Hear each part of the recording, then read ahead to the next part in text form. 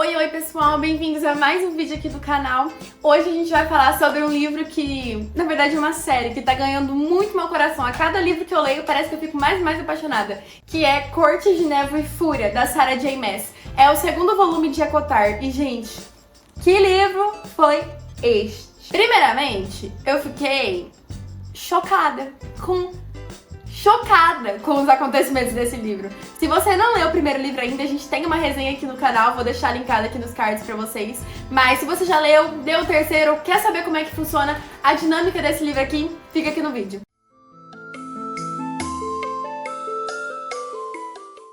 Já aviso, essa resenha aqui vai ter spoilers. Não tem como falar deste livro sem falar com spoilers, porque ele é a continuação da saga.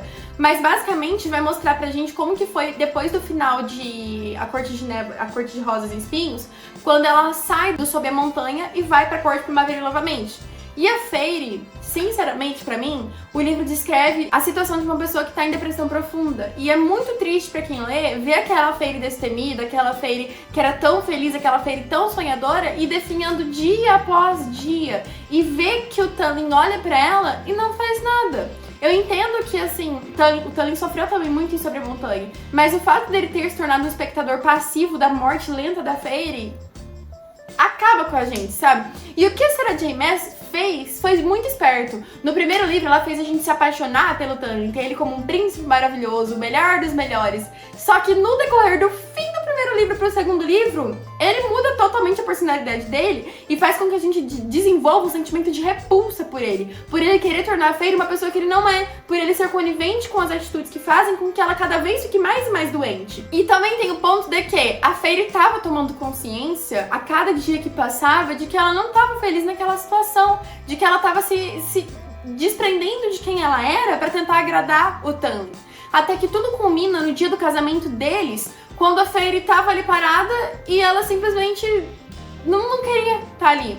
E eu não sei se vocês se recordam, mas no momento em que a Feyre estava em Sob a Montanha junto com o Feyre, um personagem muito importante chamado Rhysand aparece e oferece pra ela apoio, ajuda e faz um pacto com ela em que ele a ajudaria, contanto que uma semana por mês ela passasse no castelo dele, na corte dele, que era a corte invernal. Invernal?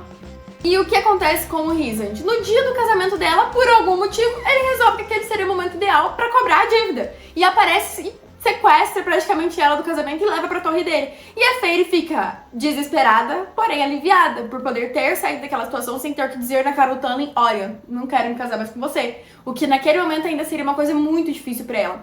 Só que com o decorrer do que o livro vai passando, a gente vai vendo que, na verdade, não foi o Rhysand que sequestrou a Feyre. Foi a Feyre que praticamente gritou, implorando pra que ele fosse ajudar. Porque eles tinham, querendo ou não, por meio daquela ligação do pacto que eles fizeram Sob a Montanha, ele conseguiu ouvir ela quando ela estava desesperada. E ele percebeu que era uma situação que ela estava pedindo socorro e foi ajudar ela.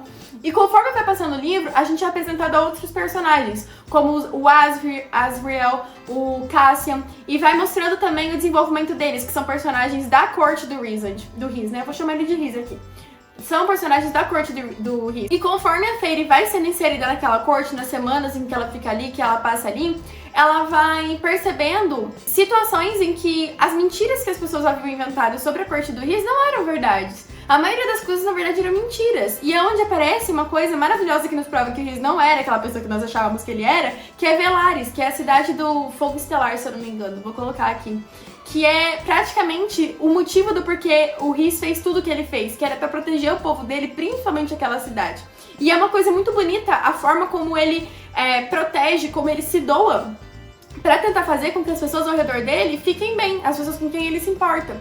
E conforme a gente vai sendo inserido na história do Rhys, a gente vai percebendo que ele, pra mim, foi um dos personagens que mais sofreu na série inteira. Ele foi o personagem que mais sofreu na série inteira, o que mais teve que abrir mão, abdicar de si mesmo pra poder salvar as pessoas que ele amava. E conforme a Feyre também vai percebendo isso, pouco a pouco ela vai se desvinculando do Tully. E quando ela percebe que ela já não amava ele e tava começando a desenvolver sentimentos pelo Rhys, é quando ela decide que ela não queria mais voltar. E esse rompante da Feyre decidir que ela não queria mais voltar foi quando ela disse pro Tully, ela ainda estava tentando ali no relacionamento tentar fazer dar certo, só que ele não dava liberdade pra ela, eliminava a expressão dela, eliminava as vontades dela. E nos momentos que ela fala que ela queria sair junto com ele pra ver a cidade, pra ver as coisas, pra tentar ter algum tipo de movimento que a arrancasse daquela situação, ele trancafiia dentro do castelo. E pra Feyre isso foi o cume, porque a pior coisa pra ela era se sentir trancafiada novamente, como ela havia se sentido em Sob a Montanha. E é nesse momento que a Feyre irrompe num turbilhão de poderes, que até então a gente não sabia que ela tinha. Mas o que aconteceu em Sob a Montanha, quando a Feyre foi transformada em feérica, foi que cada um dos grãos senhores que doou uma parte de si pra ela, acabou também passando parte de seus poderes. Então a Feyre é uma personagem que tem um pouco do poder de cada um dos grãos senhores, entende? O problema disso no futuro, nesse momento que a Feyre irrompe ali num turbilhão, que ela praticamente explode, é quando uma das pessoas da corte de Rhys chega até ela pra resgatá-la e a leva de volta pra corte dele. E as pessoas até então acham que ela foi sequestrada, mas ela não queria mais voltar pra corte Primaveril, aquela não era a casa dela. E por mais que ela tenha deixado claro pro Tamlin que ela não queria mais voltar, que ela não queria mais estar com ele, este ser humano desprezível ainda assim recusa novamente as vontades dela e tenta não uma, mas por 2 vezes ir atrás dela. Tenta por 2 vezes resgatar, mesmo ela dizendo que ela não queria, porque na cabeça dele o Rhys era uma pessoa horrível, tava manipulando os sentimentos dela. Só que, enquanto isso, enquanto ele faz essas tentativas, a Feyre cada vez mais vai se envolvendo ali na corte do Rhys, com a família do Rhys, com a cidade do Rhys, e ela percebe que é aquilo que ela quer pra ela. Até que eles percebem que a ameaça de Hybor, que é o Hybor, não sei como pronuncia, mas a ameaça desse rei tá cada dia mais próxima. Porque por mais que existisse uma muralha que separava a parte dos feéricos das partes dos humanos, muitos feéricos não queriam que essa muralha existisse. Queria que ela fosse quebrada para que os humanos voltassem a ser como eram milênios atrás, escravos dos feéricos. E eles culpavam, às vezes, o fato de alguns territórios estarem com menos recursos, estarem com problemas em relação ali sociais e culturais e financeiros, eles colocavam a culpa nos humanos, porque quando havia escravidão humana era tudo mais fácil, as coisas floresciam, as coisas fluíam bem. E na verdade não era bem por aí, mas tudo bem, essa era a mentalidade deles naquela época. E o rei conseguiu reunir outras cortes, outros povos, outras nações ali para se juntarem à causa dele, para tentarem invadir e retomar, destruir a muralha e retomar. E nesse meio tempo que eles tentam retomar, tá acontecendo um mini conflito ali. Esse mini conflito o Rhys, Feyre, a corte tá tentando juntar aliados para que eles consigam ter um tipo de exército contra o rei, vou chamar ele de rei, contra o rei. Eles acabam indo pedir ajuda para as rainhas humanas, porque eles precisavam de um artefato, não vou mencionar, mas eles precisavam de um artefato para que eles conseguissem ter um pouco mais de poder ali naquela situação. E aí tem toda uma problemática envolvendo essas rainhas e as irmãs da Feyre, que também é apresentada ali de forma meio espaçada no livro. E conforme vai mostrando pra gente eles tentando fazer esse tipo de contato com as rainhas, também vai mostrando um pouco mais das irmãs da Feyre, como que tava a relação entre elas, como tinha sido depois que ela tinha ido embora. Mostra também essa parte que eu achei bem interessante. E depois de toda essa problemática, depois que tudo isso acontece, no final do livro tem um acontecimento que eu não sei nem descrever o tamanho do meu ódio pelo Tamlin depois do que ele fez. Eu não vou contar porque eu quero justamente que quem tá vendo esse vídeo leia o livro, nem que seja só pra ver esse capítulo final, sabe? Esses 3 capítulos finais. Porque assim, é indescritível como a gente pode ter passado de um amor, de uma admiração profunda por ele no primeiro livro, pra um ódio e um desprezo tão grande nesse segundo livro. Porque não tem condições, eu sei que eu não fui a única pessoa que teve raiva do Tamlin naquele momento. Este livro aqui vai contar sobre como a Feyre desvinculou da corte primaveril e passou para a corte invernal.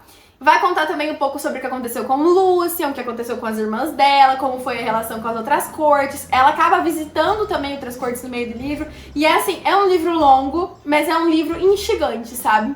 Por mais que você não seja o tipo de pessoa que lê rápido, é um livro que vai te manter ali sempre interessado em querer saber mais do que aconteceu. Porque mostra como a gente consegue mudar rápido a nossa opinião sobre uma pessoa, sabe? Sobre quem a gente admirava, sobre quem a gente achava que seria a melhor das opções, o melhor dos rapazes, o melhor dos parceiros. E é muito interessante como a Sarah J. Maas fez isso com a nossa cabecinha. Ela fez de propósito a gente gostar tanto dele pra depois passar a odiar tanto ele. Então, recomendo muito a leitura. Já estou lendo o 3º livro e aviso logo, é perfeito também. Ela não erra. Até agora, pelo menos, não errou. Então é uma leitura super recomendada, gente. Se vocês gostaram do vídeo, peço por favor que se inscrevam no canal, deixem seu like, se puderem ative o sininho e deixe um comentário também, algum livro, alguma indicação que vocês acharam, se vocês leram a história. E agradeço muito pela atenção de vocês, até a próxima!